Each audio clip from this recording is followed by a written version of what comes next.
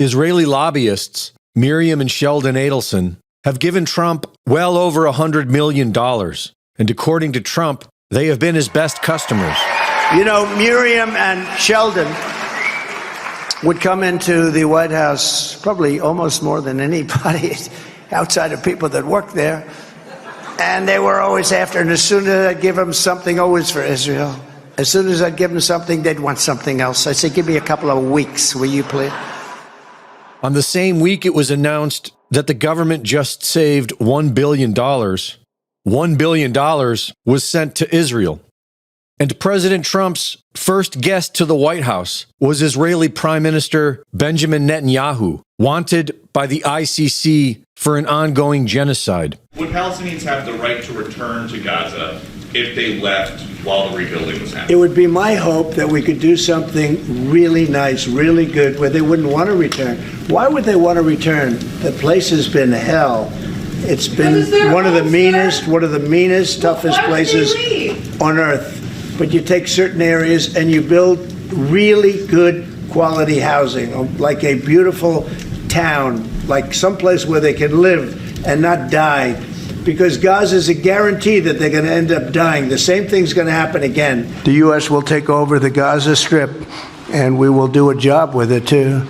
We'll own it and be responsible for dismantling all of the dangerous unexploded bombs and other weapons on the site, level the site and get rid of the destroyed buildings, level it out, create an economic development that will supply unlimited numbers of jobs and housing for the people of the area.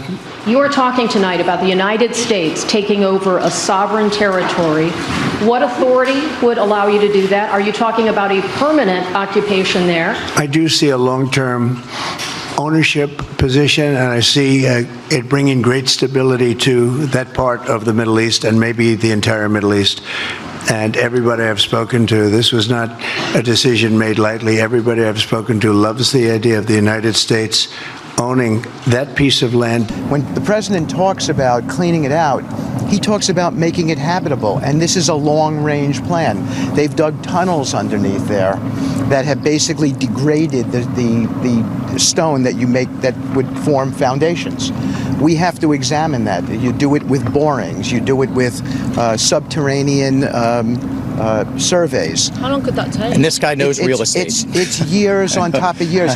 The disposal effort in Gaza is, we estimate, 3 to 5 years just to dispose of all the things before you can look down beneath the surface of the soil, and then before you get a master plan done.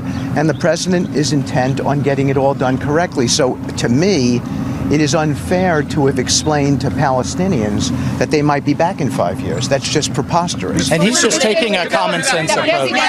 I feel very differently about Gaza than a lot of people. I think they should get a good, fresh, beautiful piece of land, and we get some people to put up the money to build it and make it nice and make it habitable and enjoyable and make it a home. They don't want to leave, though. Palestinians say they don't want to leave. I don't know how they could want to stay. It's a demolition site. I envision world people living there, the world's people. I think you'll make that into an international, unbelievable place. I think the potential in the Gaza Strip is unbelievable. And I don't want to be cute. I don't want to be a wise guy, but the Riviera of the Middle East, this could be something that could be so bad. This could be so magnificent. It's a small country in terms of land.